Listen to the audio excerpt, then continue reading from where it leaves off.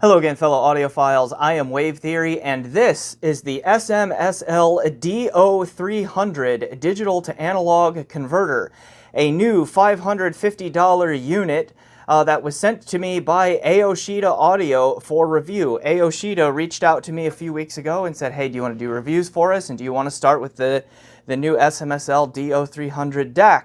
And I said, sure. So the link that you will see down in the description below will be an affiliate link by the time that you see it. If you like my description of this product and you want to support the channel, please consider using that link and I will get a few bucks back.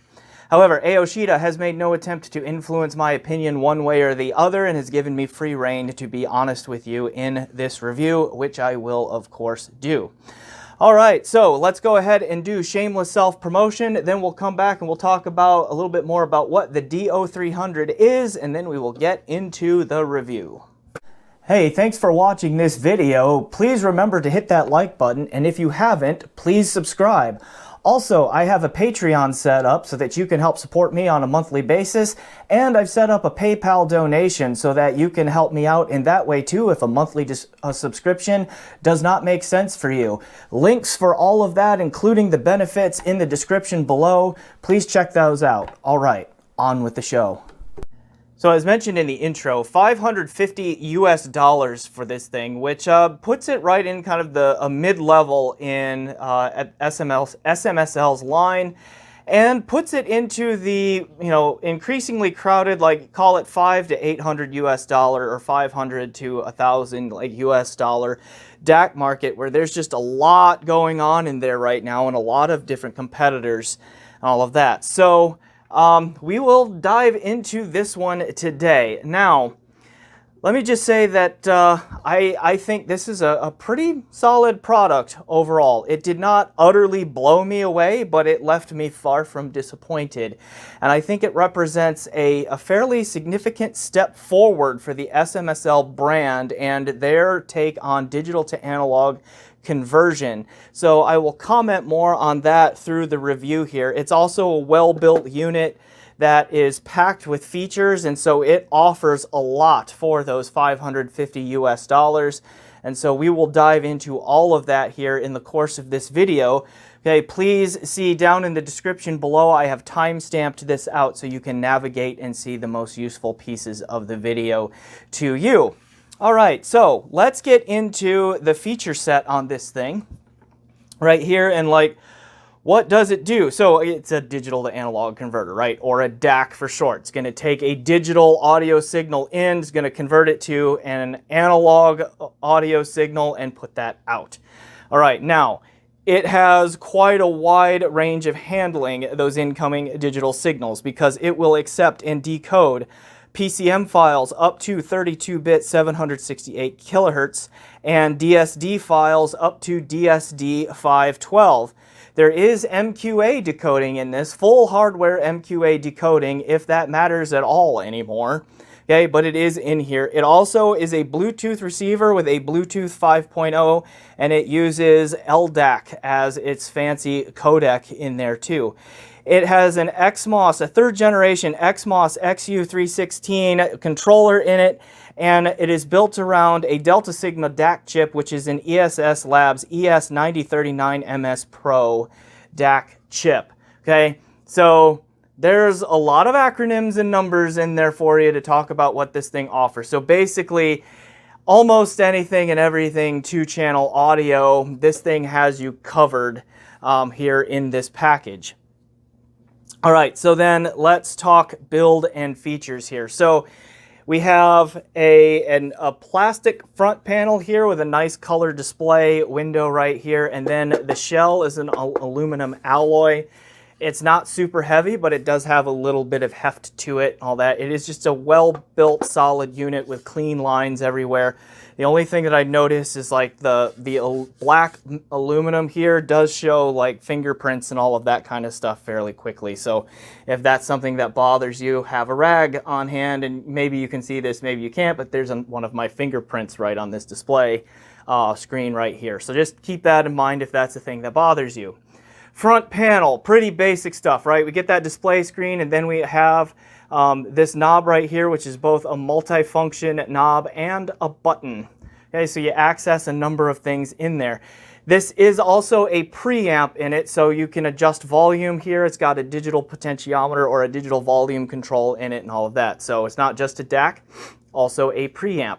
Okay, round back.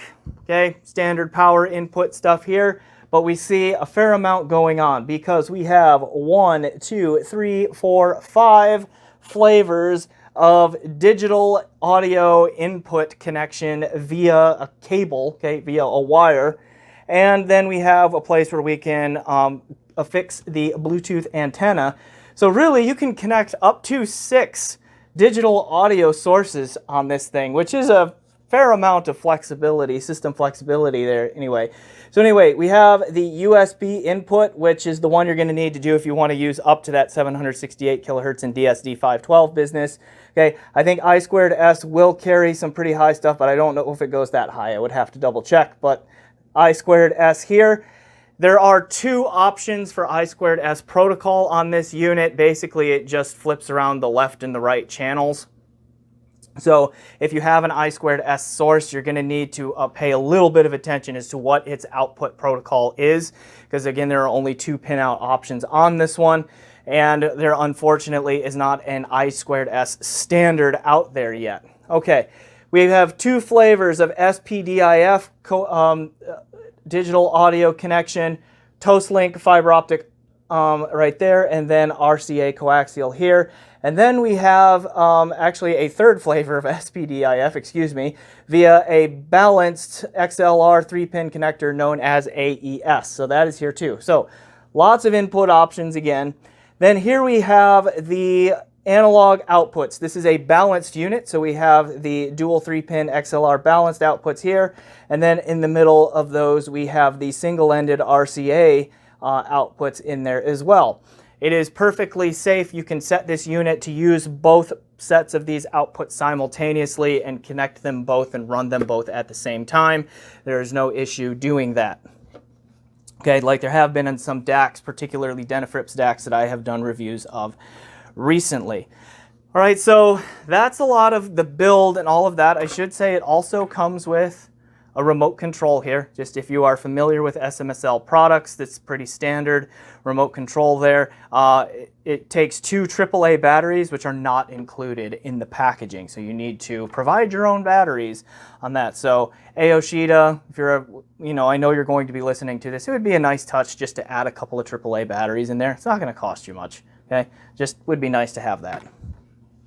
Okay, so that's the unit, that's the build, that's the features. Let's go ahead and get into the nuts and the bolts of the sound and all of that. So, test gear. I connected this via single-ended output initially to my Shit Asgard 3 amplifier, head amp, which was driving an Austrian Audio Hi-X60 closed-back dynamic driver headphone that I have a review of here recently and I can link to down below. I took this to my office at my real job, okay, and used it there, so it was connected to that system there where I needed a closed-back headphone. I brought it back here home for some more critical listening, and its balanced outputs would have been, I also continued to use it at work once. I did take my Lake People G111 Mark II amplifier in there, connected it via balanced connections to this DAC, and then used this guy up here, the Hi-Fi-Man HE1000 V2 Stealth Magnet Edition, there at the office. Brought the unit back home, and it was primarily connected to my Vioelectric HPA V281, where it would have, which in turn would have powered that headphone. Again, same one there. Spent some time driving the Rawson Audio Designs Rad Zero, which is just off screen over there, and a review is coming up for that very soon. Okay, it also got a little bit of time, like downstream from that, I would have had my original Focal Utopia Hi-Fi-Man Susvara in there as well. Okay, and then I also checked the single-ended output going into the Vio to switch back and forth on those two to check the quality of the single-ended output on this. Now, for digital sourcing, I really did not check the Bluetooth just because that's not of particular interest to me. However, This was connected via USB to my Microsoft Surface Pro 4 laptop, which would be playing music files back from Audirvana. It was also connected to using I2S to my Singer SU2, which was in turn connected to a Sonor Ultra Rendu streamer, and that was served through Roon here at in my home setup, just to give you an idea of that. And so we're talking mostly lossless PCM and some DSD files there, either from local storage or streamed from Qobuz.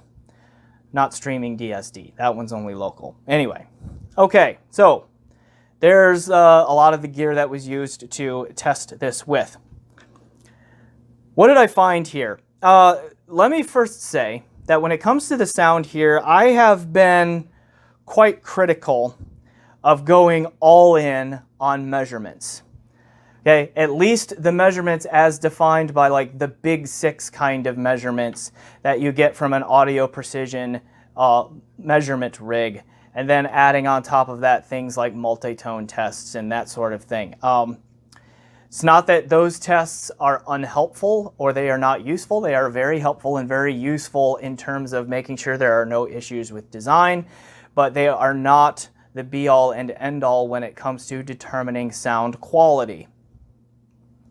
What I have appreciated about SMSL here recently, they were a part of that measurement chasing group there for a while. They really were. Their late generations here have kind of gone a slightly different direction, and this unit is in that slightly different direction. And that is, they still measure excellently. So if you need a vanishing low THD, okay, like an essentially zero total harmonic distortion, if you need a signal, a synad that's north of 120 dB, like, and all of that kind of stuff, like, this unit has all of that. It measures beautifully on all of that, if that matters to you.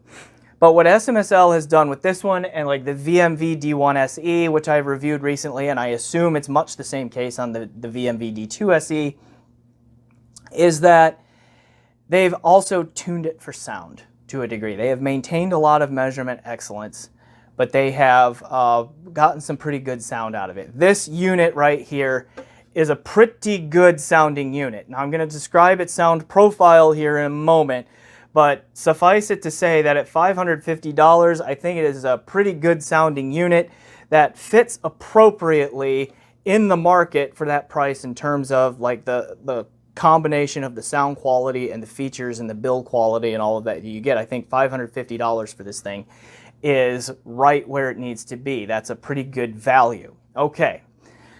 So, on with a more thorough description of the sound here. The perceived frequency response of this thing actually tilts a little bit warm. I found the top end to be rolled off just a little bit.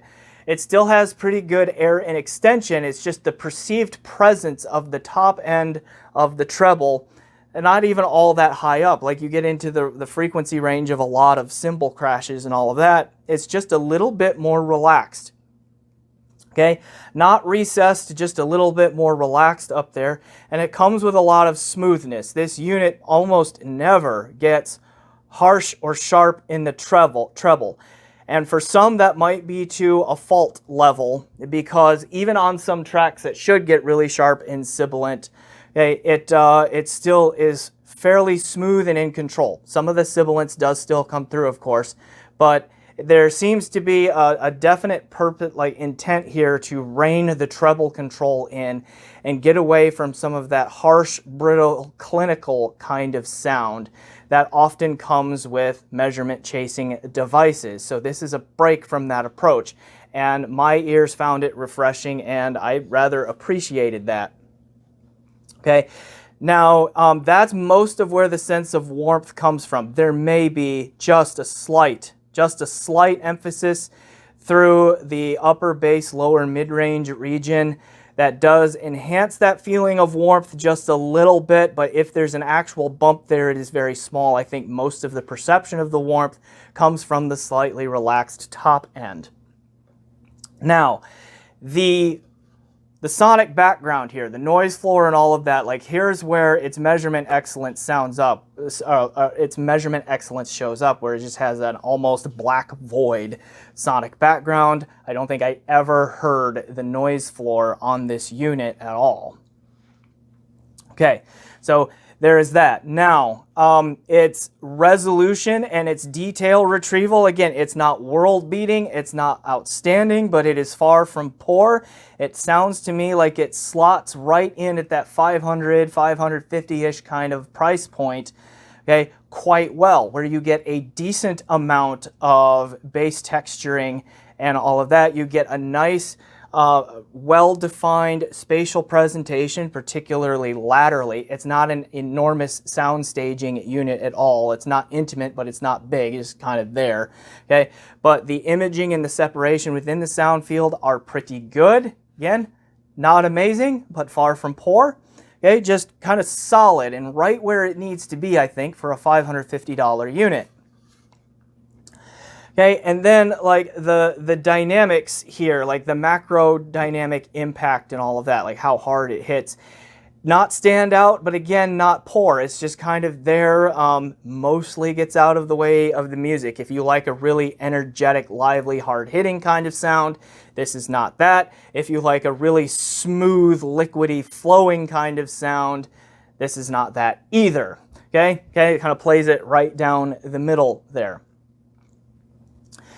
So, like, I ended up being rather impressed with the sound here. I really think SMSL in particular here has taken a step forward and is on the right path now in terms of finding a balance between really good measurements and subjectively enjoyable sound quality here. So 2 units I've heard recently that have gone down that path and have been pretty successful. And I think the rest of the market needs to pay attention to that because SMSL is coming. Okay, they're improving on their subjective sound quality, and yet they still offer all of the bells and whistles and that robust feature set to come along with it. So I know that SMSL has some advantages in terms of development cost and manufacturing cost and all of that kind of stuff, and their international distribution is also very, very strong. But other manufacturers out there are just going to have to find ways to compete with that, because within a generation or two, these guys could be a real handful. Okay, so let me back that statement up here with some comparisons. So the DAC that I had been using in my office before I took this there to my real job was the Schiit Modius, the original Schiit Modius, the $200 unit there, and it was connected via single-ended to my Asgard 3 amp. When I disconnected that and then connected this in, even from the single-ended output here, which I'll get to in a minute, this was a noticeable improvement from the Modius. And like it just a little bit more resolution came through, a little bit more coherent staging, and that sort of thing. Now, it doesn't have the physical impact or quite the timbre richness that the Shithouse sound has, but it was definitely more resolving and more holographic in its spatial presentation. Okay, through that unit there and from the single-ended output, which I will comment on here in just a moment. Another direct comparison I did was the balanced versus balanced outputs here with the Gishelli J2S DAC here with the Sparkos op-amp upgrade in it, which if you do the Sparkos op-amp upgrade on both the balanced and single-ended output of this one, runs it just shy of about $600 US. Now, I did prefer the sound of the Gishelli. Okay, doesn't have quite that top end roll off, which I personally don't need at the DAC level because I have amps and headphones that control that range pretty well. But some people might they have a bright headphone that needs a little bit of reining in. That might help here, but this sounded a little bit more neutral, a little bit more natural. It's a little bit bigger staging, a little bit more holographic yet. And again, that is with the Sparkos op amps, and I think it has a little bit more macrodynamic impact, some more physicality to its sound as well. But the gap here is very small. Okay, both of these are very good units here at $550/$600. Okay. Now, I also compared this directly to another DAC review that I did recently, and that was the Denafrips Aries 12th Anniversary Edition, link in the description below, and this has not caught that, okay? And I think that the Denafrips Aries, the 12th Anniversary Edition, is basically right on the same sonic level as like the Shit Bifrost 2/64, and also I have in the Socris DAC 1421, and all of that. Like those three are kind of like separating themselves from the pack to my ear of this mid-fi group. And this one hasn't quite caught those either. Okay, there's a little bit of a performance gap there yet too, but that's okay given that most of those are at least $250, you know, $250 to $450 more than this unit. Okay, again, I think you get very price appropriate performance here. Now let me comment quickly on the balanced and single-ended connections here in comparison to each other within this unit as well. Okay, because the performance gap here between balanced and single-ended is actually quite small, and that is somewhat unusual for a balanced DAC at this price. If you've watched my channel, you've heard me complain about this a lot, that so many DACs that are balanced DACs take a performance hit when you use them from their single-ended output. Okay, the same is true here, but it's not a very big gap.